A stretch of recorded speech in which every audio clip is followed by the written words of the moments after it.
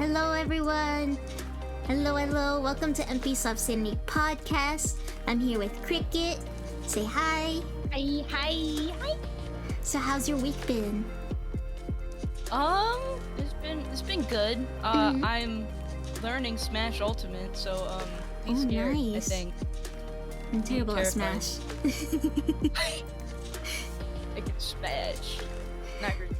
You play Yoshi? Do you play Yoshi? Yeah, I play Yoshi. Yeah. I play Yoshi. I wanna get into Green Ninja because I love Green Ninja a lot, but he's very you need to be very precise with him, and I am not precise at all. I like slamming downwards, and I figured out what was the other guy? I don't remember who the other guy was. I was playing him last night or like 2 nights ago. He can do like a bottom smash, and I was like, oh, I need to learn this fella, but I forgot what it was. What's he look like? I don't remember. Oh my gosh. That's fine. I have to look at the roster. That's fine. So, oh my god, Yuka! Yay, okay. I wasn't following you, how? Okay. Thank you. Okay, first question. Okay, what sort of mental health struggles have you been facing lately? Lately, a lot of it is unfortunately work theme. So like motivation, being able to stay on task. I don't know if that's like mental. Well, no, that maybe. definitely counts, so. Okay, so a lot of like ideas and stuff, so I haven't like streamed a lot as I'd love to. I've been like ankle deep in work. Yeah. Well, not ankle. I'd say like up to my boob, like in like work. Like they've been screwing me over a lot. So it's been like stressing me out a lot. Yeah. I can't really like focus. A lot of the time when I do stuff, they'll give me a list, and like even lists kind of like give me issues. It's mostly time management. Yeah. I'm not good at time management, and that adds on more stress. I look at the list and I get stressed out.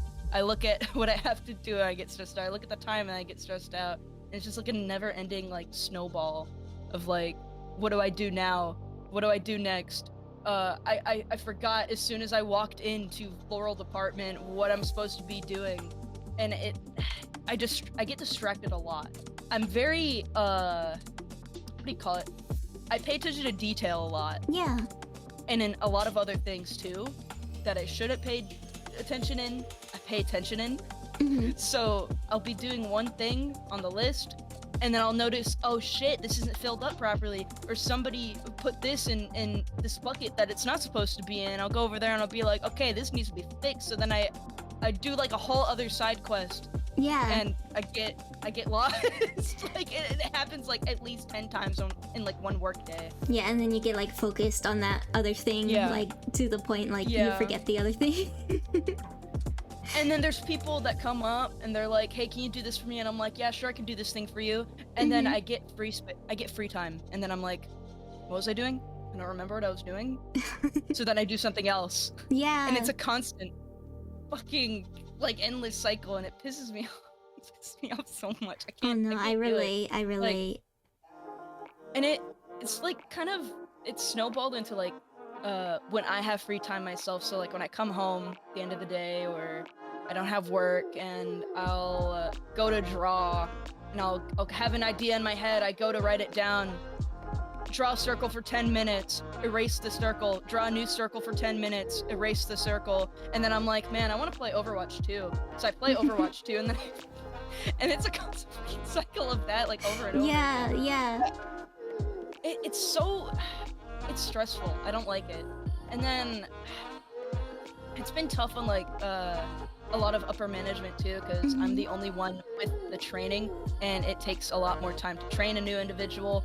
So right now, if they fire me, they're kind of screwed, because right now we don't have a lead. My lead retired. The other worker that I had, she found a new job.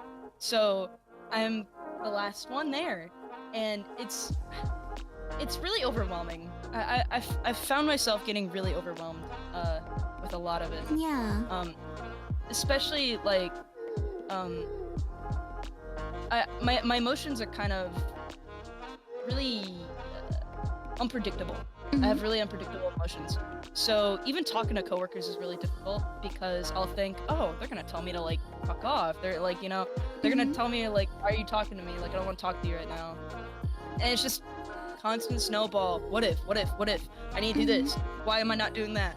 Oh, this person's gonna yell at me. Oh, I'm gonna get in trouble. Or it's a constant snowball of nothing and everything all at once. And it's been like a constant cycle for months now. And I've dealt with like ADHD for like my entire life. I've had this diagnosis since I was in elementary. And I got diagnosed, and then I started having to take all these medicines, and then I was on those medicines for years, stopped like for a year in middle school, and then resumed like after that year because I figured out, okay, this is not working out. So I had to get back on medication, and I was in that since high school. In high school, I had to get re-diagnosed for I had to get reevaluated because I trigger warning, I threatened, and I had to go back to a hospital, and I stayed in like a ward for like three-ish days, and then I got out because I realized everybody there was more mentally ill than I was. So it's just like, I know I have issues that I could work on. I know other people have it worse than me. So then I start to try to validate myself and then invalidate my emotions because it could be so much worse, right? Yeah. So No, I get that. Constant snowball effect. Yeah. And right off the bat, I'm like getting into really deep shit. I'm really sorry. But Oh no, it's okay. It's okay. I have so much to say. Yeah, well, we're here to talk about it, so. Yeah. It's a lot of self-worth issues too. Like being, trying to open up to people has always been like difficult for me. I'll either overshare or undershare. So a lot of people are left kind of either knowing too much about me or too little, and they try to talk to me, and I'm like, why do you want to talk to me so badly? Like, I don't understand this. And yeah, no, small talk with coworkers, like, I absolutely cannot do it. I can't do it. Like, they have to approach me. I can't approach them unless I'm really comfortable with them, which is barely ever. I try not to get too attached, and that's how I was when I started going to the bar.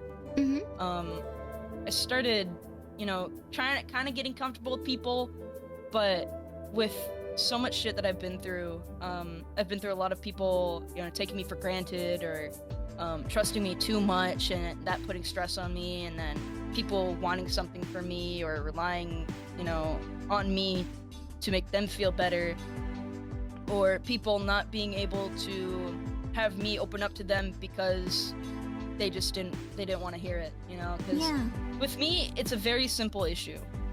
I cared too much, and it's good, right, to care, but when you care to the extent of, like always wanting to help people, or always wanting to hear people out, and, always wanting to be somebody you fall back on, or wanting to make other people feel better, you kind of forget yourself in the process. And it's been like that for me for years. And this is where the BPD kind of comes in.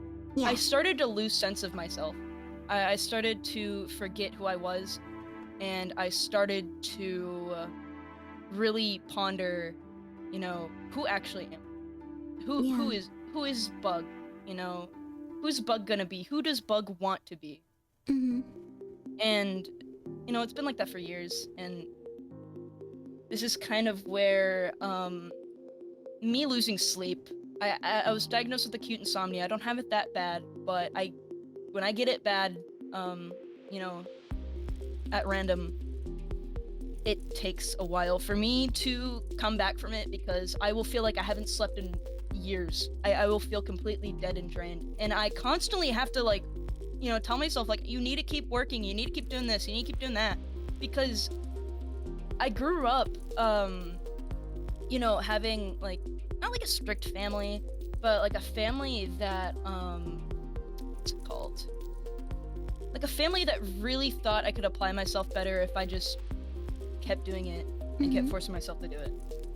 And that, that's like a lot of families, right? Yeah. And I didn't get like a sleeping med prescription, Drew. I got a there's a thing called hydroxyzine, and it's like a before you go to bed anxiety pill, or you can take it as needed. It makes you a little bit drowsy, so that's why they tell you to take it in the evening. I have that, and that helps a lot for sleep. There's a lot of doctors that still don't know about that, that you can prescribe that for like an alternate to sleep meds, because a lot of the times, people with insomnia, it's a lot of anxiety. Yeah. Ask me how I know. I have a boyfriend that struggles with that like a lot, really bad. Yeah. But getting kind of off topic. But yeah, no. I've been told I give really good advice, and it's advice that I should be following, because a lot of people are like, well, that's really good advice. Like, why are you so like why are you sad all the time? Like, you should be listening to your own advice. So it's like, a lot of the times, and I've noticed this, a lot of people do this. It's a really common phenomenon. If you are going through something yourself, and somebody else is going through something similar, and they ask you for advice, they ask you for guidance, you tend to, something in your brain opens up, third eye transcendence, right? Yeah. And you give the best fucking advice on earth, and they're like, wow, you're really smart. It's like, you listen back to what you said, you read what you wrote, and you're like, wow, I should be following this advice. Why am I dumb? Like, so, like, dumb. Like, why am I not following this? But it's like, it's a really common phenomenon. Yeah. And, it's like, I deal with, I've dealt with this a lot, like, growing up. I would get called immature, I would get called annoying, people would say I talk too much, so I was like, okay, well, maybe I should just not talk at all. And that's kind of where me being, like, quiet and reserved kind of came in. Which sucks a lot, because a lot of people, they tell me, like, you're so funny, and, like, you're really outgoing, you have a nice heart, like, why don't you talk to anybody? And I'm like, well, I just can't. I find it hard. I grew up on the internet, and that kind of started to circle back a little bit, because watching the internet at the point it was back then, and looking back at how it is now, it's saddening. That's like your childhood, like, drifting away. Like, there's so many bad things happening, and it's just on every single part of the internet. And it's like watching your home get burnt down, like your childhood house get burnt down. Yeah. It hurts. It hurts a lot. And all that knowledge that you have, nobody else will know unless they were there. Yeah. And so, I just kind of, like, hide, like, how I am from people, because how I was, like, in elementary school is how I could have been now, but this will kind of come into a point later. It's like teachers in the school system kind of really ruined it for me, and it's like a whole other thing. But I never knew how people worked, so I had to kind of force myself to get a job and be dedicated to my job, because that was the only way I was gonna be able to learn. Because people my age, when I was in high school, I didn't click with anybody. Everybody's very cliquey with one another. I never fit in. I didn't have any people that I could, I guess call my second family. And growing up, you need people. You need to talk to people. We're like very social, like, individuals. Like, human race, very social. You need people. You need to have that sort of, connection with somebody, anybody, even a group. Like, at work. Like, at work was the first place I was actually getting the hang of being able to be in a social situation without freaking out. Like, I would freak out. Believe me, I still do. I don't like talking to people. But I want to, I have like a drive deep down. And that's kind of where I've been falling short. Like, I've been, like, noticing patterns, and I've been, like, I guess indirectly copying, like, certain people's like, way of, like, talking to people, interacting, jokes, picking up like, things on, like, politics, or, like, picking up things on, like, what's going on in the world, or who's a famous singer, what concert's gonna happen where, what store's opening up. Like, I'd pick this up from people in passing. And even if I didn't know anything about it, if it really interests me, I'll look it up. Yeah. And you think like that's like, oh, that's something just like anybody does, it's not like just like an exclusively you thing, but that's how I would learn. I would pay attention to how people would talk to each other, topics, and that's probably why I'm really raunchy, because I was around people that would talk about nonsensical things and be on very shady sites. That's all I'm gonna say. But it's like it hasn't really ever improved, like my mental health. It hasn't really ever improved. It's been like a stagnant, like trash pile. Yeah. Constantly filling up on a landfill. I've dealt with so many things for as long as as long as I've been alive, obviously. And with something as intense as BPD, you can imagine how tiring it is to really open up to people or want to accept people into your life, because there's that fear of being left behind. Yeah. It sucks a lot. And there's always like a standard you have to like follow, or you feel like you have to follow, for these people that want to stay with you and actually be invested in you and want to like. I was a people pleaser for the longest time. Yeah. So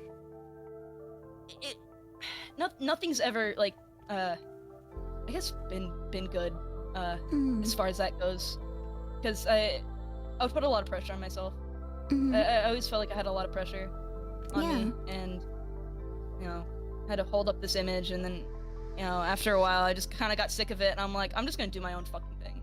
Yeah. Like I need to stop caring. And I went through a really weird arc recently where it was like, don't give a shit about anyone else, it doesn't matter. And when I followed that, I felt so much better. Yeah. I felt like my anxiety disappeared. Like just doing whatever I could, knowing well, like this is the only life I have. Why am I gonna bother with it for so long? And I realized a lot. But like I said, like mental health doesn't truly ever get better. It just kind of stays with you, and you just realize how to work around it and how to, learn how to cope with it. But that's for later. That's for later. Yeah. But yeah, state your piece. So what I'm getting is, well, not only is there a lot of like pressures from like outside, there's also like inside pressures, like internal pressures. Yeah. You struggle with ADHD and borderline, is that correct? And it's kind of been since childhood, and like really big struggles, basically. It's a lot to handle. Yeah. It's like a lot on my plate. Like I feel like I'm overeating, if that's like a good analogy to say. And then with like depression, anxiety, I got diagnosed with that. I got diagnosed with generalized anxiety, and then major depressive. So a good chunk of my life is just different medications, seeing out what works, going to therapy, going to a psychiatrist, looking up how to get out of a panic attack, or how to deal with all these emotions that I can't even like process myself. It's just, there's so much. there's so much to keep track of. It's like laundry list. Yeah. There's so much. And I don't know. Like I get terrified of like letting people down, because like I said, I'm a people pleaser. I want everybody to be happy. Like that's why I feel like I was put on this earth, to entertain, to make people feel better, to make people feel like they belong somewhere. Because growing up, I never belonged anywhere. I never felt like I belonged anywhere. And I'm super socially anxious. I want to say that like in response to chat. I have really bad social anxiety. I get nervous at like concerts. I get nervous in the supermarket because I don't like people looking at me. I hate when people look at me. Yeah. I don't like being stared at. But I dress like a butch lesbian, so people can't help but stare.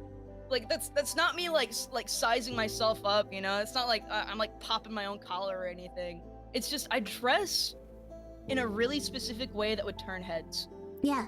And it's like, I'm not gonna stop, like, because the way that I dress is how I do self-expression. Self-expression, there's not been a lot of that recently. It's how people cope. And how I cope is dressing like a greaser that went through a time machine, right? I dress really weird. But it's how it, you know, Mhm. it makes me feel better. It gives me a sense of like home. Like I feel at home dressing like a punk, you know? Mhm. And I kind of adopted like the lifestyle a little bit, like screw the government, don't pay for stuff that you need. You shouldn't be having to pay just to be alive and live your life, because like if life is such like a, you know, sensitive thing and it's something that you need to like cherish, like why consumerism? Like why am I gonna have to pay for a granola bar if I'm like dying on my deathbed? It's like you go to the hospital and it's like, oh, you have something that's gonna kill you? 20K, take it or leave it. If you want to die, sorry, man. It's not my fault. It's not my problem. It's like what? That's something else. It's something else entirely. But it's just been like a constant like slow burn for me. Like Mhm. just trying to figure out how to really balance all of that, because depression, serious. Anxiety really stunts your growth as a human being. BPD, really bad friendship stuff. You can't keep or hold relationships, and you can't make Yeah. them because you're scared, you're terrified. And then ADHD, you're doing so many goddamn things at once, and then when you start thinking about all these things wrong with you, it's like, oh my god, a butterfly, look at that thing, that's so pretty, I love life.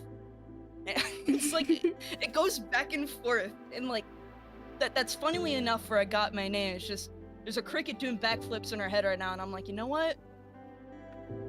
They're onto something. They have a point. I started like that's why I'm a bug, because I'm like textbook definition bug brain. There's so much going on up there.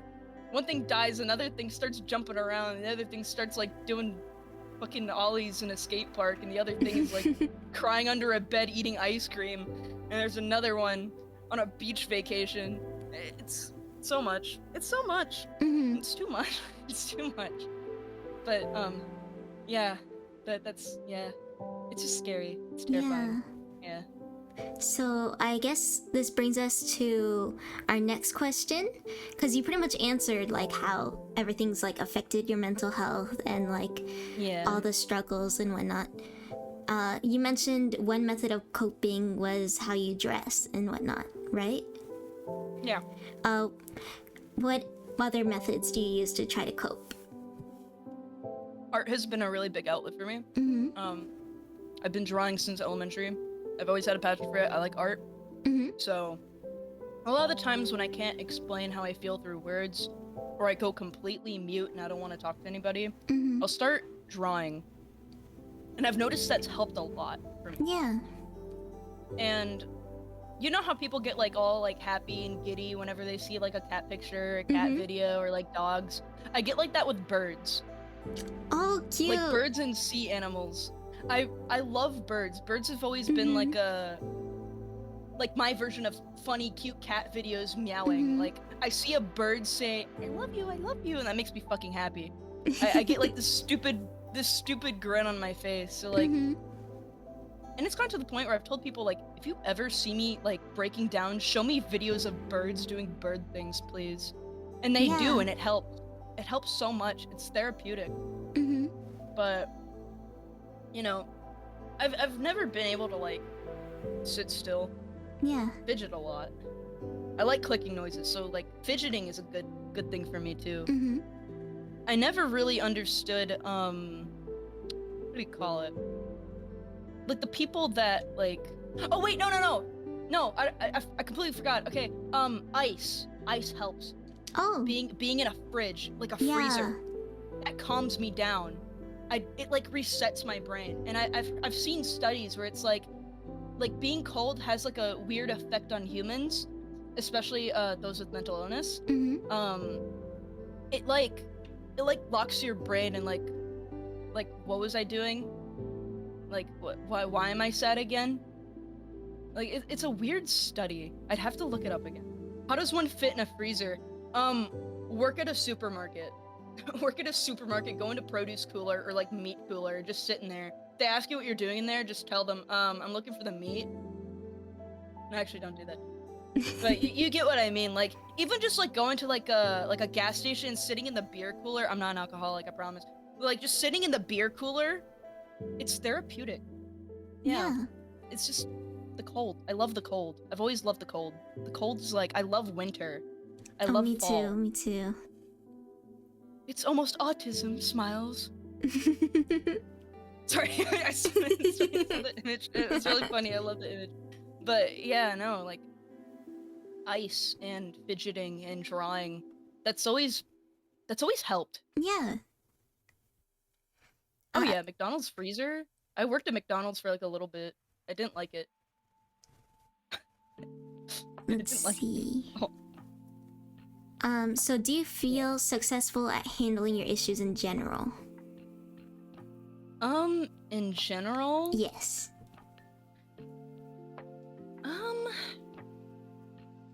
I mean, it really depends on the mindset that I have. Yeah. I feel like I've certainly been trying. I've been doing a lot better.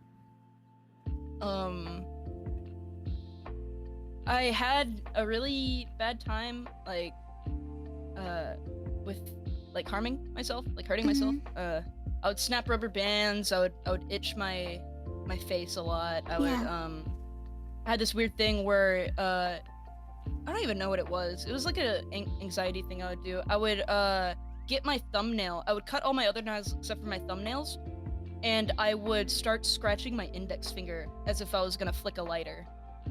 And I remember I did that so bad I bled, and I was like, okay, something's gotta change. Yeah. But I haven't done that in years. I've been clean for a good amount of time, and I have been working on, like, whenever I break down, I start to kind of like breathe, and I start to think of people that care about me and that want to see me well, and that puts me in a state of mind where if they saw me like this, they'd be disappointed. If they saw me like this, it would make them sad, and I don't want to make anyone sad. So that would kind of like calm me down. It would kind of like lull me into like this state of mind where I could actually go out and do stuff. And with BPD, it's very difficult to calm down because you have episodes that last for days or weeks or hours or even minutes. So I haven't fully, fully figured it out, but I will say I've made a lot better progress than probably a lot of people could say. So I would say, I feel like I've been pretty successful as of late. Obviously we all have our off days and stuff, but it hasn't been as bad. So I'd say yeah, I've been a little bit better. That's good to hear. Yeah. Yeah. How do you think we could improve at handling such issues in general or personally? Like ways to improve coping or just handling ourselves? Like, in general? Either general or personally, whichever you prefer. So I'm gonna read what I wrote. it's a lot. Like my brain's like, I keep looking at the pizza. I'm so hungry. Sorry. I really feel like there should be like some sort of like new therapy approach, because all the times that I've went to therapy, it was just, remember what I told you, do this. Remember what we talked about, do that. That doesn't really help. It doesn't really go a long way. I was overdue for cognitive or dialectical behavioral therapy for my BPD, and I never got it. So you could only imagine, like, I've just been like raw dogging essentially, and like I said before, I was on a hefty amount of medication, so it was kind of me against the world. But I really do feel like there should be like some new approach to like therapy, like for things like borderline or like ADHD, because a lot of it's just like, stop fidgeting, stop doing that. You need to put stop signs on your fucking cabinet so you can stop opening the cabinet. You're not hungry, you're just bored. It's like, that's not gonna do anything. That's gonna make me feel fat. It's gonna make me feel dumb. So when people think of BPD or borderline, whatever you want to call it, they think of like highly enraged, like unstable, constantly stopping like individuals, right? Like people that just cannot do anything for themselves, which is untrue because it comes in many different severities. Me, I'm the kind of borderline that I'm stone-faced the entire time and I look angry. So people constantly are like, "Are you good? Did something happen?" I'm like, "No, that's just how I look." And then I get home and then I cry and I'm like, "Why the fuck am I crying?" But you know, whatever. When you look at me, you know, like I'm goofy. I'm a blank slate. You would never guess that something's wrong with me, right? But I'm a VTuber, so there has to be something wrong with me, right? Anyway, you know, no one can like, expect that there's like something wrong with me. Like just looking at me for the first time, you know. People think that if you have BPD, you are constantly crying, have an addiction to something, or you know, have some sort of like you're like itching like a crackhead. Like I don't know what people like think, but that's what one of my therapists thought, or my psychiatrist, whatever. She said that I'm too quote unquote nice, like I'm too like calm and reserved to have BPD, and I almost lashed out at her. Like that really made me angry. Yeah. Because I felt like invalidated, you know, and I know she didn't like, you know, mean it like that. I fucking hit my mic, sorry. But I know she didn't mean it like that. But you know, it's stuff like that that it doesn't help. like thank you for thinking I look nice, but that's not helping me. Yeah. You know, it's like you'd never know a person unless you actually sit down with them and talk about it. And she didn't do that. She was like, "Oh, you don't need to take that test. You're fine." And I was like, "What the fuck? You're like, why am I paying money for you to tell me that there's nothing wrong with me, when like I wouldn't be seeing you if I didn't think I had something wrong with me, right?" But you know, this started going south. My first psychiatrist, she gave me the evaluation, and she said I was almost 1-to-1 to it, but she said that I was too young, but she still put it in my record. So let me see, hold on, I need to like read back in my document. I'm like getting ahead of myself. Yeah, the second psychiatrist, she like said like, "You're too nice," whatever. But you know, she told me you're you know, it's more explosive and you're not exploding on me. It's like, well, psychopaths can be sweet, but like they show no remorse for each other. You would never know because they're putting on a you know, a facade. So like, you know, I just think there should be like training in schools. For like for teachers and like psychiatrists and like the school therapists and stuff, like the counselors, and just in general for stuff like this. Like there should be something in the system, like if somebody has these issues and they don't know, you know, it should be included in like a general wellness, right? Yeah. Like talk to a counselor at like your primary care doctor, and you know, tell them how you're feeling, and if you know you line up with one of the criterias for something that might be out of their control, they can refer you to a professional that's in their network or like your network. And like just in general, like teach kids in school even like how to like treat people that might possibly have an illness, because there's so many people that just like to shit on people because they dress different, they act different, they like different things than they do, or they don't have a TikTok, so obviously they're like, you know, not normal, or they're gonna shoot up the school. Because like I got called that a lot. I got told that I was gonna do that a lot. And like, I don't even know how to work a gun, and I don't like guns. Why am I gonna do that to somebody? You know, like why am I gonna kill a bunch of people that I'm never gonna see again anyway? So it's like, you know, whatever, right? But there's so many different ways that people like express themselves and stuff, and they get called out and bullied for it. It's like, I started experimenting with how I wanted to be perceived and shit, you know, like, and I would still get bullied. So, and then like some teachers even would pick on me too because I had a different, you know, thought process than they did. So it's like, you know, there's just a constant like stigma with like, oh, you like trench coats, so you're a school shooter, or oh, you dress in black, you're emo, you cut yourself, or oh, you like Blink-182 and Nirvana, you want to kill yourself. There should just be some mandatory teaching to prevent like bullying and you know,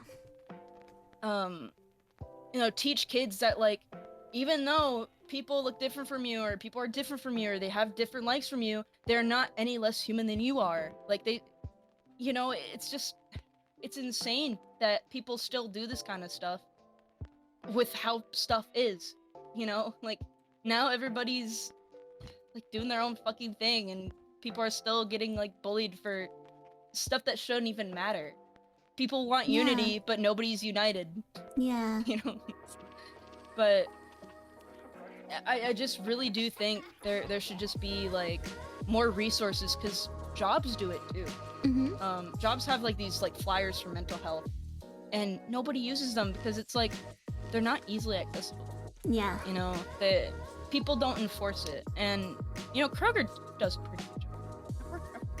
Freaking supermarkets, they kind of, you know, they kind of do it, because they always put out messages on our app that says, oh yeah, Mental Health Awareness Month for men, and, you know, equality awareness, and, you know, hey, Black History Month, and Latino American History Month, and all that. So they are trying, right? Yeah. But it's just like, I feel like stuff like that, especially when it comes to mental health and physical care, should be way more accessible than it is currently. Yeah, I believe so too. Because a lot of mental health, like, advocates, you know, they fail to realize a lot of the stuff is funded by government, and a lot of stuff won't always be easily accessible, because people either don't have money, or people have a hard time finding jobs. And if you don't have any money, you don't get any treatment. There should really just be a free thing, because general wellness checks are usually free, right? Yeah. There should just be something, like, you know, like a counselor or whatever, so you can, you know if you need this help or not, so you can start working towards it. Because just having, like, just like, oh, your weight's good, your height's good, you're fine, your leg reflexes are good, your leg does the bouncy bounce when I hit my hammer there. There's no, like, free general mental wellness checks, and I really do think, like, a lot of people would benefit from that, because a lot of people have money issues with how shit is, like, anywhere and everywhere right now, especially considering the obvious elephant in the room. I just really do believe, like, if we rolled something out like that, I really do think a lot of problems would be halved. I know for a fact a lot of stuff like that would be halved, because like, it's just, we've advanced but degressed so much, especially with stuff like that. It hurts a lot, you know, having to spend hundreds of dollars just so somebody can listen, you know? Yeah. But if people had training and kids were educated on this, I feel like, you know, it would be a lot easier on our youth, and, you know, counselors, they wouldn't have to constantly, you know, listen to these kids say that, like, hey, my family hates me, my best friend fucked my best friend, and, you know, my teacher keeps accidentally, quote unquote, accidentally giving me a bad grade because I said something he didn't like, or he saw me talking to some kid a certain way, or, you know, he just didn't like the way I was dressed or the way I looked at him, you know? Like, the whole system is messed up. The whole system is like, there needs to be something accessible for everybody to actually know if they need that help or not, because there's so many people that are scared to go and get mental help because the money's an issue. Like, I guess it's like where, like, really where I stop at that question, because it would start to get really, like, politically charged, and we don't want that here.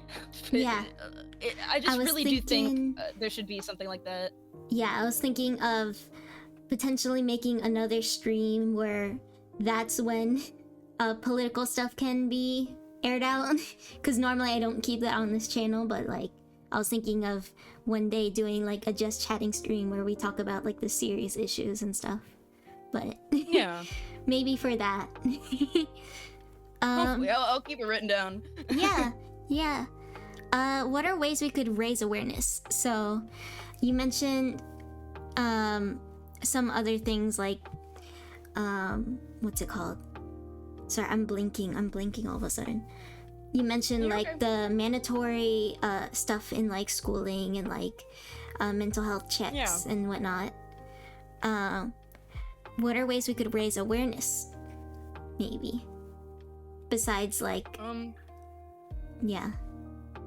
It depends on how you approach it, because I know a lot of people they'll just be like, oh, it doesn't apply to me, I'm not mentally ill, why should I care about this? And that's a big thing with schools too, because it's like, Yeah. oh, you just need to listen and then you pass. Like, no, it shouldn't be like that. Yeah. Posters only do so much, and videos only do so much. What's it called? You know, ADHD is like a real thing. It depends on how you approach like every single thing that I mentioned. But ADHD is very much a real thing. Like, I don't want people automatically assuming it's laziness or not caring, because like I care a lot about it. Sometimes very little, like, and too much, but it's entirely random, whatever. Even though there's a lot of like posters and all these resources, that they give out, not everyone's going to be able to take them because money. So I really do just think we should just integrate something into the school system, have a course as soon as you come into work, like a mandatory course you need to pass, or just get educated in, even like upon hire, that tells you, like, if we find out, that you have a mental problem and you're getting bullied by another coworker, they can't be punished for it, because like, are already there. That's kind of not good. That's not good on the company, because they're hiring people that don't give a shit about other people. Yeah. There should just be like, even like PSAs or like unskippable ads that say, hey, if you know somebody that is going through shit, check up on them, because they're probably not going to be here for too long. And that's dark and morbid, but it's painfully true. Yeah. Like, even if it's like monthly meetups with like employees, like saying, hey, like a monthly wellness check, or like a wellness check at school, or a wellness check, at your primary care doctor, people would, start to open their eyes and say, maybe I should like actually open up about this, because they're taking it super seriously. People only take stuff seriously when it starts to get enforced like that. Yeah. We're not going to mention COVID, because nobody gave a shit about COVID. I'm going to be completely honest. Nobody gave a shit. They kept doing shit anyway, but it needs to be informed, not only in school, not only in jobs, but just in general. Yeah. So many people that stay ignorant about stuff like that, and it's what's really, really starting to crash, like, like being called a community, that we're not united. Like, we're broken and we're tattered, and we need help. We need people to talk to. And yeah, it's just like, even though it's not gonna like inherently fix the problem, it'll at least, have people, saying, okay, you know what, like, this is super serious. I should probably take this seriously. Like, they refer, it's just like, even though it can't be necessarily cured, it can be dealt with. People can learn how to cope and learn how to deal with it themselves, like at-home work, at-home resources, sites, internet easily accessible. You give a package to these people, you think people are struggling, you can, say like, hey, I think you would benefit from this, I think you'd benefit from that. But therapy isn't always going to help people. Because if we have therapists, they're just like, yeah, this is what I think. And then they constantly bring it up each session. They're like, remember what I told you? Remember what I told you? You're telling me the same damn thing. You're not doing anything for yourself. That's not going to help. Because that's what a lot of therapists do now. They're just like, remember what I told you. Remember to take your medication. Remember to do this. Oh, you feel sad? I think this way. Anyway, bye. Next session, I'll be $200. Nobody's gonna do that forever. The internet is almost free. Anybody can get on the internet. Anybody can go to a library and say, hey, I need to look this up. And they look it up, and the information's right there. And they could, print it out and say, okay, I'm gonna work on this, this, and this. And they can make a list for themselves, right? Like, that would be so much more cost effective than having to pay hundreds of dollars for somebody to listen to you. That's why I really do think if we had some sort of program in check for kids, for teachers, for managers at jobs, for small-time companies, even for restaurant workers, even for people that own a bar, because that's where a lot of bad, not so good things happen at bars. It would be so much better for like the general mental health of individuals, because everybody will actually be mindful of it, because there's just inherently a bunch of people that are shitty out there. Yeah. And they don't know how to help people. They're just like, oh, I'm not a professional, I can't help you. But we would run into that issue a lot less if we had people educating about stuff like this, right? Mm-hmm. Like single families even, and like first beginning teens in the workforce would also benefit from that too, because they know how to act towards people, they know how to socialize, and they know how to help people that, you know, may or may not be able to get help at home. You know, it would just easier accessible resources would even be enough. I feel like that in itself would probably raise awareness in its own way. Yeah. Like just showing you care for people. Yeah. It doesn't take a lot to like care for people. It doesn't take a lot to be nice or ask somebody how their day is doing or tell them to have a good day, you know. Even at work it feels forced because you're supposed to say that to the customer. But genuinely opening up to other people, like showing them that you are a human being, would make this kind of stuff happen a lot less. I really do feel like a lot of people are really scared to open up. And I've said before, I'm scared to open up because stuff that I've dealt with when I was younger and stuff that I still like deal with now. It's just, you know, a lot of people would benefit from just proving they're human, you know. I'm gonna eat my pizza roll, hold on. That's fine. You can talk. Yeah. You can talk. I can, I guess I can talk a little bit about my experiences with a couple of things. Like from what you talked about, like before, my sister has borderline. So my experience with that, unfortunately, is not always the best, but I like learning about it because it's really important that I think people need to hear about this.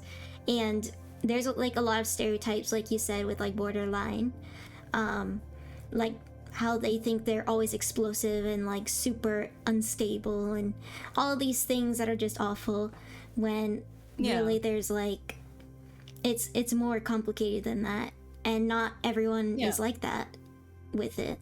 So like my sister is kind of the explosive kind. She is kind of, it's very easy for her to get really like riled up over something because she's more sensitive to certain issues. And and it's not necessarily like a bad thing, it's just that she's she kind of gets in her own head about things and like really assumes like the worst. And understandably. And that doesn't make her a bad person. That doesn't mean she's like unstable or like unsafe or something.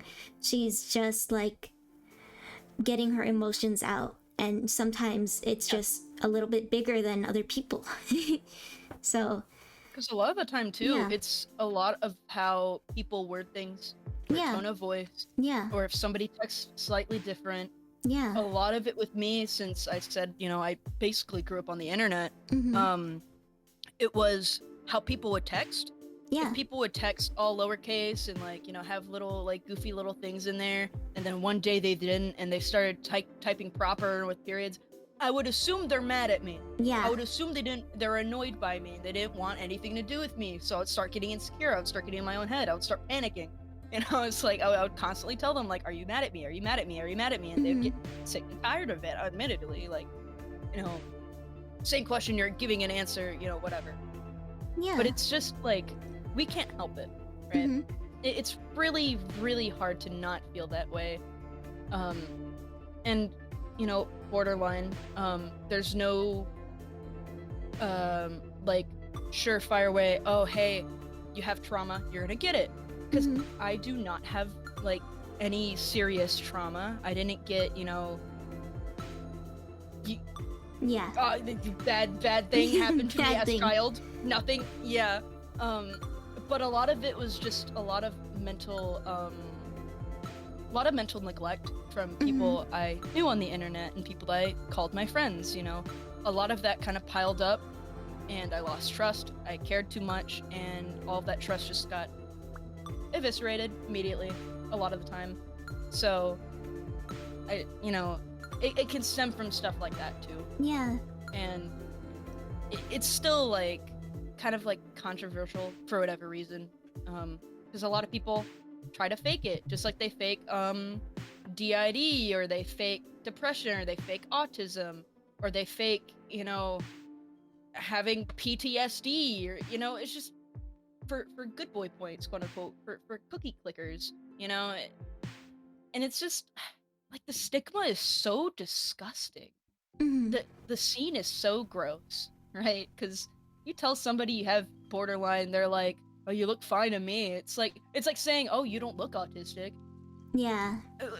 And I'm sure you've probably dealt with that a lot too, so you know exactly. Yes. You know exactly what I'm talking about. It's like, how the fuck is an autistic person supposed to look? How is somebody with anxiety supposed to look? Yeah. Am I supposed to be like, hi, Mister, can I get he asked for no mustard.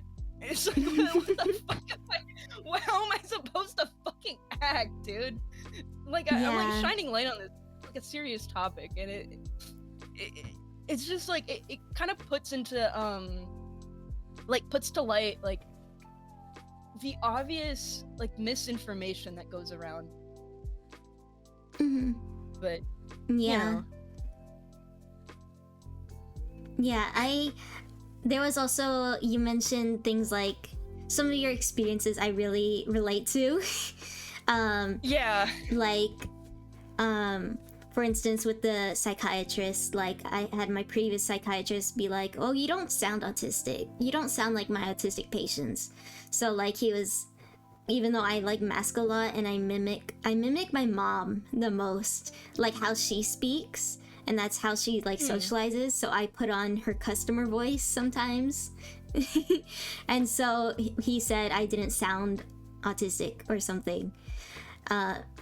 When in the symptom list, even my voice is one of the symptoms. Yeah. The reason my voice is so high pitched is because of that. But I just don't speak in a monotone voice. I don't sound robotic. And that's kind of how he expects it. And so, like, it's like that, and then people are like, "I don't believe you because, well," like, they're like, "You don't look like that. You don't," because they assume, like, I don't know, like, an autistic person's supposed to look like someone with cerebral palsy or something. I don't know what they expect. So, Sorry. So, because here's the thing too. They expect people with depression to listen to Bring Me the Horizon, and Falling in Reverse, and fucking Limp Bizkit or some shit. You're like, you like Lady Gaga, you're not fucking depressed, stop lying to me. It's like, the fuck do you want me to listen to? You want me to listen to fucking Death Grips? What do you want from me? Like, oh my god, man. And then there's just other things, like, it's funny because, well, my previous psychiatrist may not have thought I was autistic. My bully in middle school sure did. So, like, it was like, fuck. So it's like, yeah, like the stigma and stuff, because she was very judgmental because I was always the weird quiet kid that was, like, experimenting with my style and, like, slightly awkward and stuff like that. So, like, I don't even know what they expect. I guess the 12-year-old bully was able to pick me out from everyone and, like, be like, she's different in some way. And yet my psychiatrist, like, struggled to pick that out. So people would tell me in school, like, are you you know, and I'm like, autistic? No. No. I don't know what you're talking about. As I got older, I figured out maybe I am. maybe there's a good chance. I don't know though. I go up to my dad because he got, he got singled out a lot in school. He was good at fucking wrestling, so they stopped fucking with him. And he has asthma and he runs fast. So already there, you kind of imagine, everybody wanted to beat my dad up. But I went up to my dad one day and I was like, Dad, am I autistic? He's like, yeah, definitely. And I'm like, what do you mean, yeah, definitely?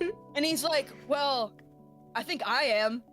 And I'm like thinking about it, and I'm like, you know what?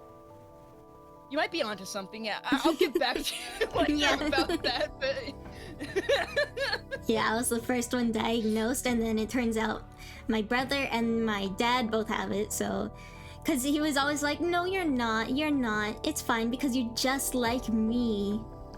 Guess who was the one figured it out. who spread it to us in a way. So. Yeah, there was that. Oh, and feel free to eat your pizza rolls, like whenever. Yeah, I'm eating. Okay. Let's see. Next question: how can we be safe and supported when dealing with these struggles? Like, what's the best way, or like personally? I'm gonna eat with food in my mouth. That's fine. So, always have at least one person or like a support group you can fall back on. Sorry. Oh my god, the pizza roll's fighting back. Hold on. Don't choke. Shit, don't choke. Eye! Oh my god. What happened? I got energy drink in my eye. Oh my gosh. Don't ask me how I did that. I don't know how I did it. Notes. Where are my notes at? Oh, fuck. Clay. Clap. Fuck. God damn it, I'm vocal stimming. Fuck, hold on. God damn it, it's so difficult. Okay, literally just have a support group if you can. Yeah. Coworkers, a school counselor. I know my support group was my school counselor. And one of my teachers when I was in high school. They helped out a lot, and I got to eat Snickers bars with my counselor one time because he thought it was funny. Nice. But you need to just be really mindful of who you consider a part of your support group, because everybody has issues. Yeah. It's just a matter of if they want to listen to your issues and actually, let you fall back on them, and they let you be their fallback. Because there's some people that want to help out, but they have too much going on, so they just completely shut themselves out from everybody. So like I said, just be really mindful of your support group. Like, if you have a decent relationship with your family, like, they have to be involved, because that's your family. You're gonna be the closest to your family than anybody else. Unless it's under a certain circumstance, obviously. Yeah. But even just like people that are like your friends, and you consider them family, like, always keep those people really close and a part of your support group if you can. Yeah. I know some doctors, they let you open up and they tell you about their experiences and stuff. Like, that's a good relationship to have too. Like a person you see often, like, could be at a coffee shop, or you could meet them at the library for studying, or even like your college like counselor or tutor even. Just having that relationship with people is the safest way to have support and keep yourself sane, essentially. Yeah. Because mental health comes in all shapes and sizes. It's just it's just one of those things. Yeah. It's one of those things you just have to be really careful about. Because as well as this, like the support group and stuff, especially for like ADHD and BPD, it is so hard to like actually keep myself on my feet, because sometimes I can't even make my own decisions because I'm going like fucking 40 miles an hour in my own head. But like, even with stuff like that, like, the more serious it is, the more you need to have that in priority, because you could have really bad depression, you could have really bad anxiety, you could have really bad, like, anything. So it's just, you just need to keep people close to you and actually talk to them about it and say, hey, you know, is it okay if I talk to you about this stuff? Like whenever I'm having issues, and if they say, yeah, that's the green light to go, you know? Because BPD and ADHD combined with depression and anxiety and all this shit, you can imagine how fucking tired I get just sitting down. And I go downstairs and I tell my mom, I'm fucking tired. She's like, you weren't doing anything. What do you mean you're tired? And I go to work and like I tell them I'm tired, and they're like, you weren't doing anything. You just got here. And it's like, there's other forms of being tired. Yeah. But okay. But that's really where, you know, that's mostly what I'm gonna say. Mhm. So as long as you have a support group, you know, that's the healthiest thing you can do.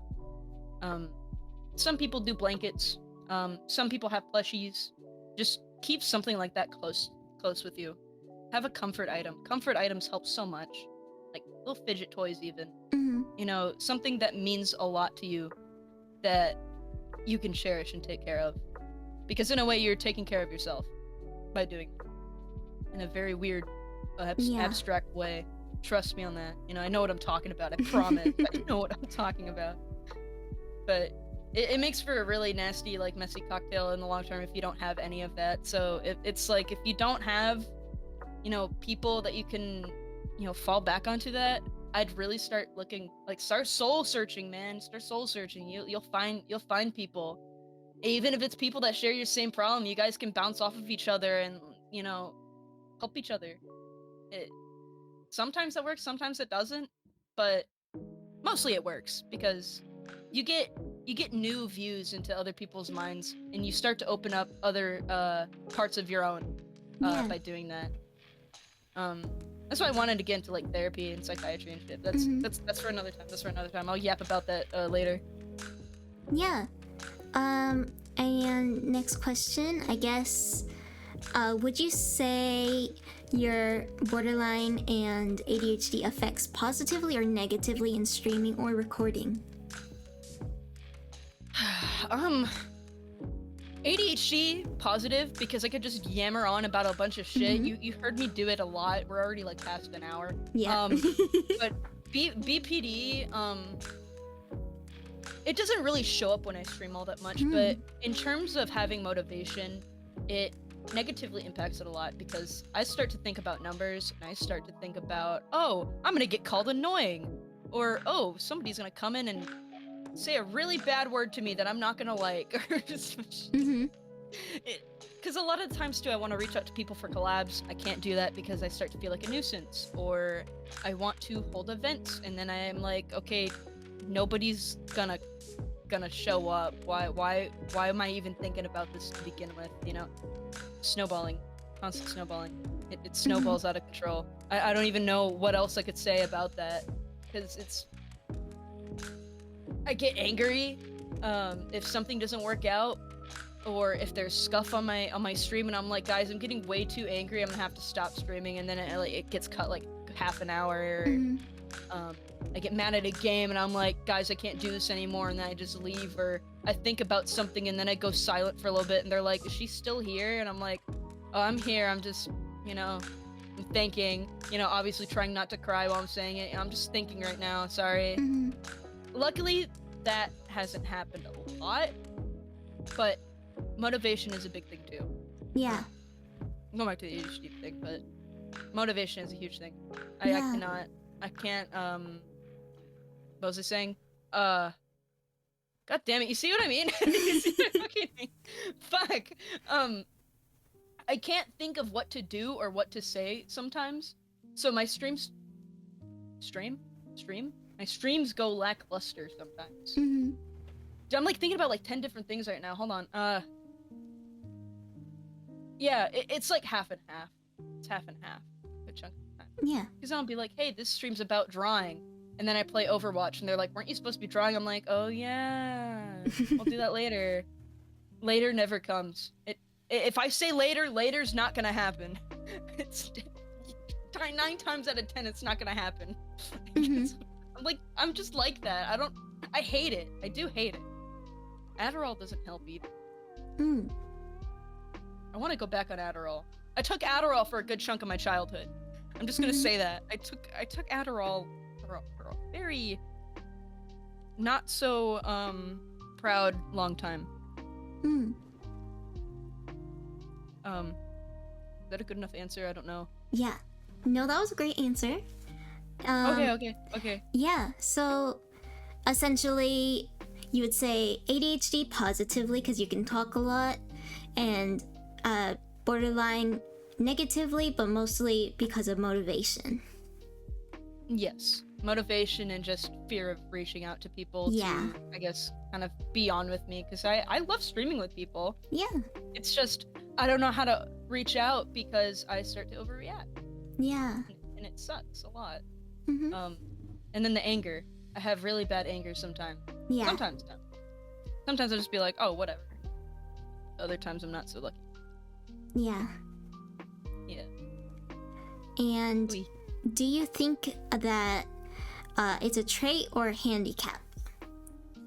Both of those mental health things.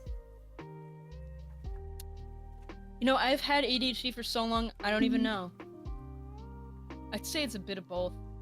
Yeah. BPD definitely a handicap because Mhm.